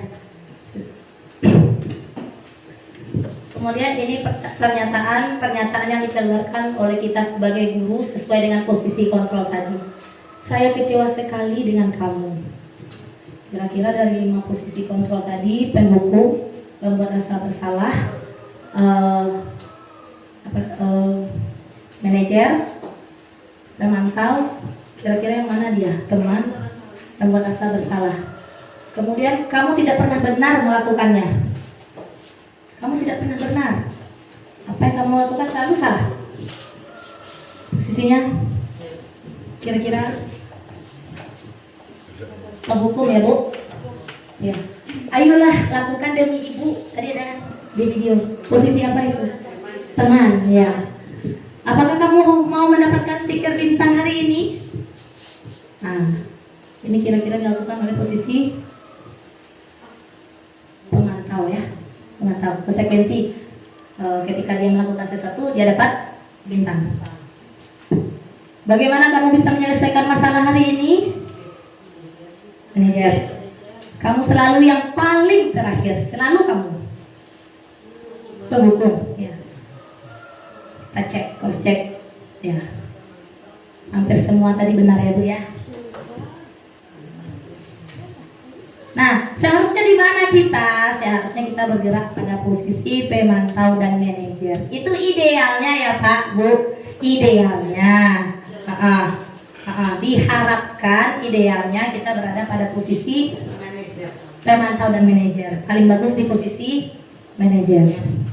Nah, materi terakhir segitiga restitusi. Saya yakin Bapak Ibu di sini sudah sering menerapkannya, tapi mungkin kita tidak tahu namanya.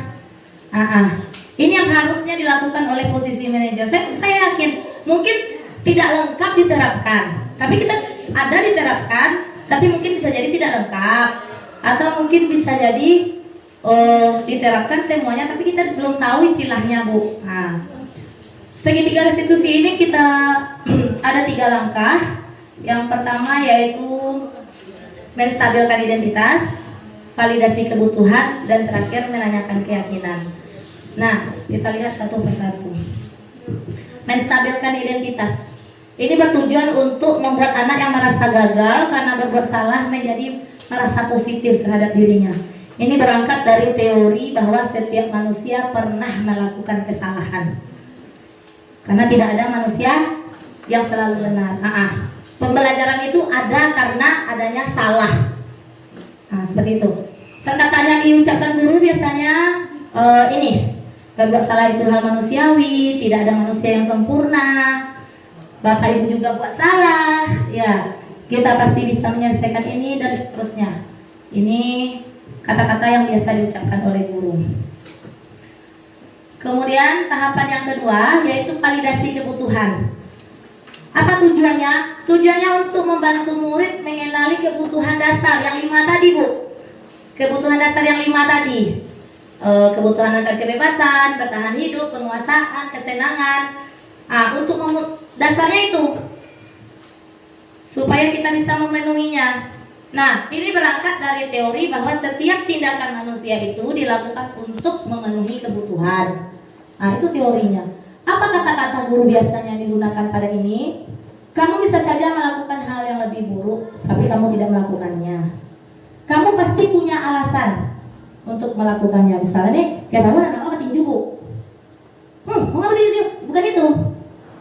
Kamu pasti punya alasan kenapa kamu tinju dia. Kan itu. Jadi itu bahasanya. Apa yang penting bagi kamu ya? Kamu boleh tetap berusaha menjaga sikap itu, tapi tambahkan sikap yang lain dan seterusnya kata-katanya. Nah, ini kalau secara sepintas pada validasi kebutuhan ini seolah-olah kita membenarkan perbuatannya yang salah. Ya. Seolah-olah kita membenarkan dia berbuat salah tadi. Seolah-olah kita membela dia. Padahal tujuan kita ingin menyampaikan bahwa dia itu melakukan itu karena kebutuhannya tak terpenuhi, seperti itu. Kemudian baru masuk tahap terakhir yaitu menanyakan keyakinan. Anak ini bertujuan untuk anak melihat kesalahannya dihubungkan dengan norma-norma sosial. Dalam hal ini nilai-nilai kebajikan tadi. Nilai-nilai saling menghargai, tanggung jawab, dan lain-lain tadi. Dalam hal ini itu. Ini berangkat dari teori bahwa setiap manusia mempunyai motivasi dari dalam dirinya. Kembali ke motivasi intrinsik. Makanya ini yang dihadapkan. Ini sejalan dia, Pak. Motivasi intrinsik tadi muncul dari anak ketika kita berada pada posisi manajer dan menerapkan segitiga restitusi. Itu dia intinya. Jadi makanya diharapkan kita ada posisi manajer. Supaya terterapkan dia segitiga restitusi ini. Nah, kemudian untuk di akhirnya kita berikan anak intervensi dengan pernyataan-pernyataan, apakah kamu ingin berbuat lebih baik lagi? Bagaimana kalau seandainya seperti ini? Arahkan ke nilai-nilai, pengembangan nilai. Mana yang lebih baik? Pertajamlah nilai-nilai yang sudah sampaikan anak tadi. Saya anak saling menghormati, Bu. Pertajam lagi, bagaimana kalau kita menjadi orang yang menghormati itu bagaimana? Pertajam lagi pada tahap intervensi ini. Ini di luar tahap segitiga restitusi. Nah, ini contoh praktek segitiga restitusi.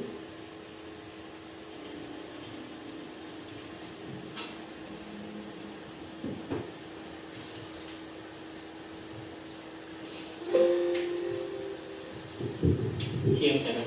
Siang, Pak. Sudah lama nggak ketemu Sarah? Kenapa hari ini ada di sini? Kesel, Pak. Kesel banget. Masa aku dikatain tukang fitnah, Pak? Ya aku marah lah.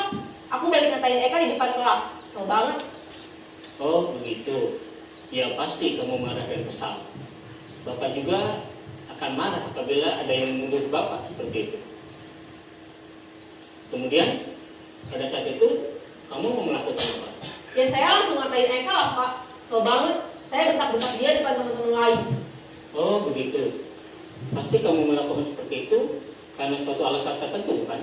Iyalah, masa saya diam saja, Pak? Ya saya bela diri lah. Masa saya dituduh tukang fitnah? Ya wajar lah. Mempertahankan harga diri itu sesuatu yang penting buat kamu. Untung kamu tidak bertindak lebih gegabah lagi, hanya membentak-bentak. Iya, Pak. Untung saya masih bersabar dan hanya membentak saja. Sudah gemes padahal, saya pasti bela diri lah. Ya pasti ya. Tapi kamu memilih untuk tetap bertahan dan bersabar. Kamu memilih untuk tidak berbuat lebih parah lagi, bukan? Iya. Nah, sekarang coba kita lihat lagi tindakan kamu yang bentak-bentak Eka di kelas. Tindakan kamu itu kira-kira sesuai dengan keyakinan kelas atau prinsip kamu tidak? Enggak lah, Pak. Capek, Pak, jadi pemarah. Jadi keyakinan atau prinsip mana yang perlu sesuai dengan keinginan kamu? Ya, saya sebenarnya sangat menghargai orang lain. Mungkin saat itu saya menjadi emosi, jadi tidak menunjukkan sikap itu. Kamu meyakini tidak? Menghargai orang lain itu penting buat kamu? Yakinlah, Pak. Iya, setuju. Kita harus saling menghargai. Namun, ada juga keyakinan yang kita sepakati yang perlu kita jalankan apabila kita sedang marah, bukan? Ya, saya bisa lebih proaktif, mulai dengan diri sendiri. Saya bisa jadi lebih bersabar, mengambil waktu jeda untuk berpikir mau apa selanjutnya. Kira-kira kamu bersedia memperbaiki masalah ini tidak? Bersedia, Pak. Kalau kamu memperbaiki masalah ini, kamu akan menjadi orang seperti apa? Saya akan menjadi orang yang bertanggung jawab kali ya, Pak. Dan senantiasa proaktif. Iya. Menurut kamu, bagaimana rasanya menjadi orang seperti itu? Ya nyaman lah, bangga bisa bersabar dan menahan diri. Baiklah kalau begitu. Yuk kita pikirkan bagaimana memperbaiki masalah ini.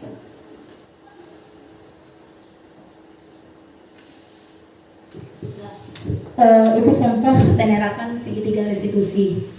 Si bapak kalau kita perhatikan, bapak gurunya tidak marah ya bu, ekspresinya biasa, tidak ekspresi teman ya bu, tidak marah tapi datar.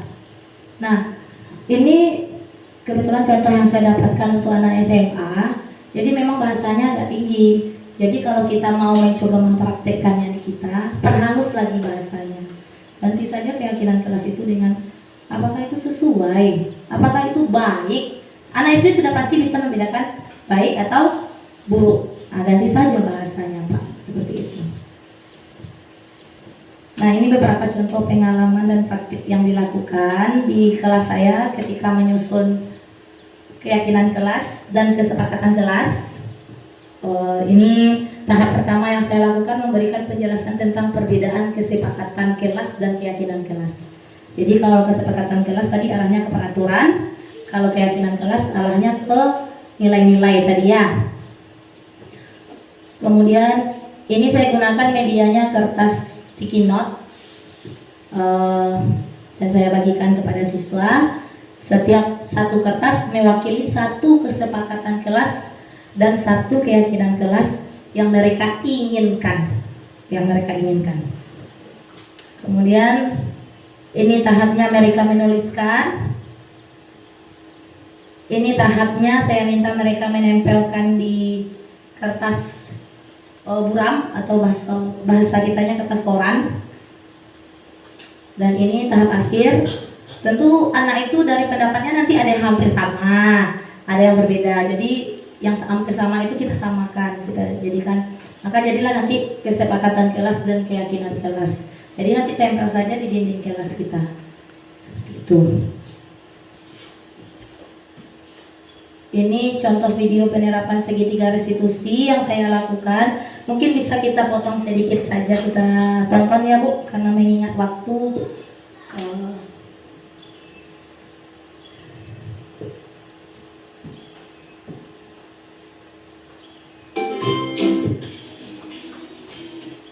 Bu Leni balik lagi ke sekolah. Nah, ini contohnya, salah satu contoh.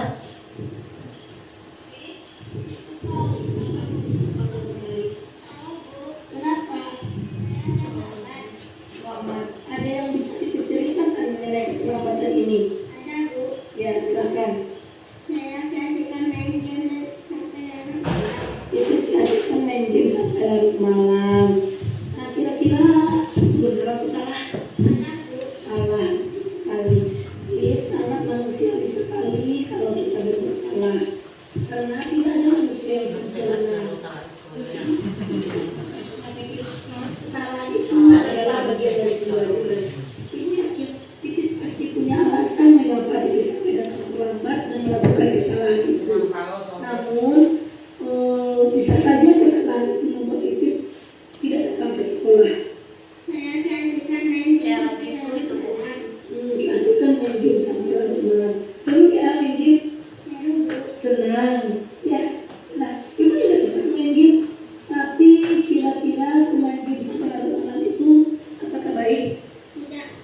tidak.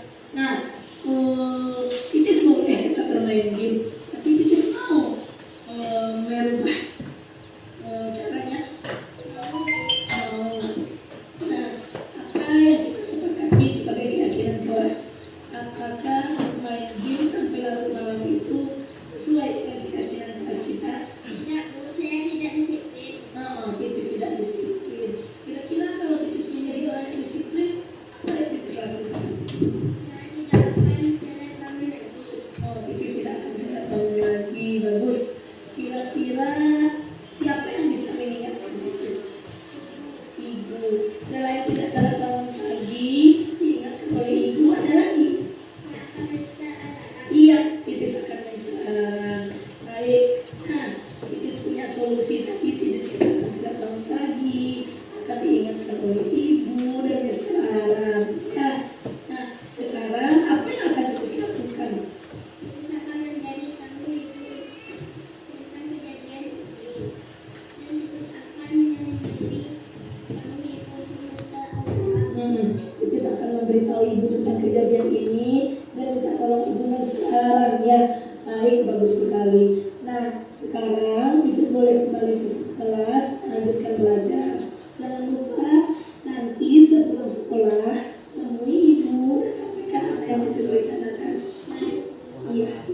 Pelajaran tersebut bukan solusi pada kasus 2. Salam. Masuk, silakan duduk Datin. Tadi ibu datang laporan tadi. Tadi kan ada masalah dalam pembelajaran Mutia. Iya, Bu. Bisa diceritakan?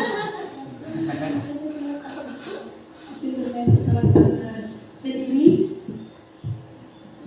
Sama siapa? Sama Iga. Ibu tidak akan mencari siapa yang salah. Tapi mau kita selesaikan bersama-sama. Mau. Kesalahan adalah wajar. Ibu yakin tidak ada manusia di dunia ini yang sempurna. Setiap manusia punya kesalahan.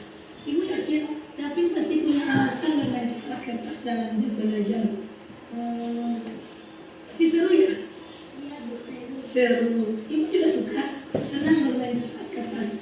Tapi apakah Davin bermain di kertas itu dalam belajar baik? Tidak, Bu. Tidak. Kira-kira bermain pesawat kertas itu apa nilai yang dilanggar sesuai dengan keyakinan kelas kita? Iya, disiplin. Ada lagi? Iya, menghormati. Tahu disiplin dan menghormati. Tanpa sengaja kesenangan Davin bermain pesawat kertas telah mengganggu teman dalam belajar. Iya. Iya. Nah, Davin boleh bermain pesawat kertas, tapi Davin mau kita tambah dengan sikap yang baru. Mau. Nah, kita tapi tahu tadi bahwa nilai yang dilanggar adalah nilai disiplin dan saling menghormati. Kira-kira kalau Davin menjadi orang yang disiplin, apa yang akan Davin lakukan dalam belajar?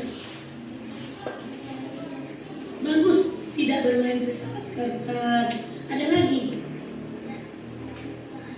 Iya, tidak bermain saat belajar sehingga Davin akan meninggalkan ibu dalam belajar. Iya. Iya. Nah, Davin mau berbuat seperti itu. Mau. Nah, sekarang tadi Davin sudah terlanjur bermain dalam belajar. Apa yang akan Davin lakukan? Bagus, kita mau. Iya. Ada lagi? Untuk besoknya bagaimana lagi?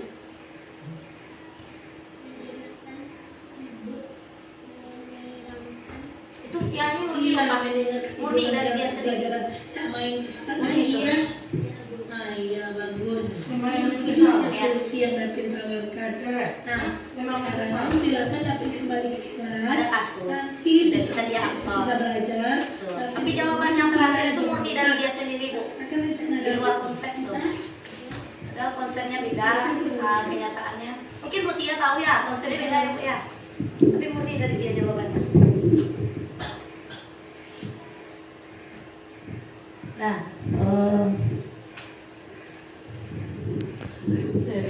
terima kasih. Mungkin demikian yang dapat saya sampaikan terhadap Bapak Ibu sekalian. Terima kasih atas kesediaan Bapak Ibu untuk menyimak materi. Saya sebagai penyampai materi, mohon maaf jika ada penyampaian saya yang tidak sesuai dengan Bapak Ibu sekalian. Jadi akhir kata saya ucapkan wabillahi taufiq wal hidayah. Assalamualaikum warahmatullahi wabarakatuh.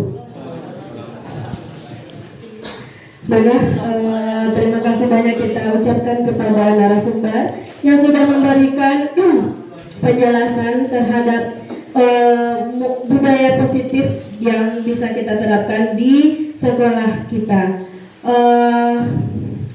Mungkin dengan berakhirnya penjelasan dari narasumber tadi, maka berakhir pula acara seminar aksi nyata modul 1.4 budaya positif di SD Negeri 02 Jambak pada hari ini. Saya sebagai pembawa acara mohon maaf apabila ada kesalahan. Terima kasih atas perhatiannya Bapak Ibu semuanya. Saya akhir kata wabillahi taufiq wal hidayah. Wassalamualaikum warahmatullahi wabarakatuh. Testimoni. Assalamualaikum warahmatullahi wabarakatuh. Nama saya Refsya Azanti, kelas 4 SDN 02 Jambak. Tadi kami telah menyusun kesepakatan dan keyakinan kelas. Saya merasa semangat dan senang sekali. Semoga kami bisa melaksanakannya dengan baik. Assalamualaikum warahmatullahi wabarakatuh. Nama saya Zuriati SPD SD. Saya guru kelas 6 SDN 02 Jambak, Kecamatan Lubuk Sekaping, Kabupaten Pasaman. Kami atau saya pribadi sangat setuju dengan materi yang telah Bu Leni sampaikan, yaitu tentang budaya positif sangat baik untuk diterapkan, terutama tentang praktik yang memunculkan motivasi dalam diri siswa agar ia tidak merasa terpaksa atau mengharapkan imbalan dalam melakukan suatu perbuatan. Jadi saya pribadi sangat setuju dengan modul 1.4 budaya positif itu. Dan hanya itu yang dapat saya sampaikan. Saya sudahi dengan wabillahi taufiq wal hidayah. Assalamualaikum warahmatullahi wabarakatuh. Assalamualaikum warahmatullahi wabarakatuh. Perkenalkan, saya Yulismar SPD SD, Kepala SDN 02 Jambak. Saya merasa bangga terhadap Ibu Leni Yunita CGP Angkatan ke-7 yang telah memaparkan dalam bentuk seminar materi modul 1.4 budaya positif. Kami sebagai kepala sekolah mendukung sepenuhnya kegiatan ini karena begitu banyak manfaat yang kita peroleh. Dengan adanya seminar ini kami mengetahui banyak terjadi perubahan-perubahan yang terjadi di dunia pendidikan, sehingga perubahan-perubahan ini harus segera kami laksanakan di sekolah. Kepada Bapak Ibu Majelis Guru kami berharap ilmu yang didapat di dalam seminar ini harus segera diterapkan dalam kelasnya, sehingga anak merasa lebih nyaman, bersemangat dalam belajar.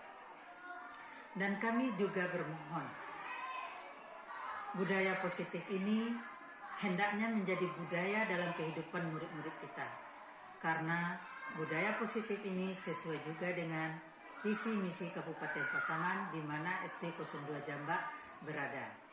Terakhir, kami sebagai kepala sekolah mengucapkan terima kasih banyak kepada Ibu Leni Yunita yang telah begitu mendalam menerangkan beberapa teori sehingga ilmu menjadi bertambah. Sekian, terima kasih. Wassalamualaikum warahmatullahi wabarakatuh. Refleksi. Kegiatan penyusunan kesepakatan dan keyakinan kelas dilakukan pada awal pembelajaran di semester 2 tahun pelajaran 2022-2023 tepatnya hari Senin tanggal 2 Januari 2023. Murid merasa senang dan antusias dalam menuliskan idenya tentang kesepakatan dan keyakinan kelas. Kegiatan seminar aksi nyata dilaksanakan pada hari Jumat tanggal 20 Januari 2023 pada pukul 10.00 sampai dengan 11.45 waktu Indonesia bagian Barat dengan dihadiri oleh 18 peserta seminar. Setelah melakukan aksi nyata berupa penyusunan kesepakatan dan keyakinan kelas serta mengadakan seminar budaya positif, saya merasa lebih bersemangat dan lebih tertantang untuk menerapkannya di sekolah saya. Rencana perbaikan. Adapun rencana perbaikan yang akan saya lakukan adalah 1. Mengevaluasi pelaksanaan dan penerapan kesepakatan dan keyakinan kelas secara berkala. 2. Meningkatkan koordinasi dengan seluruh warga sekolah. 3. Meningkatkan ilmu pengetahuan yang berkaitan dengan budaya positif sehingga dapat diterapkan lebih maksimal lagi di sekolah saya. Demikian video saya kali ini. Terima kasih dan sampai jumpa di video lainnya.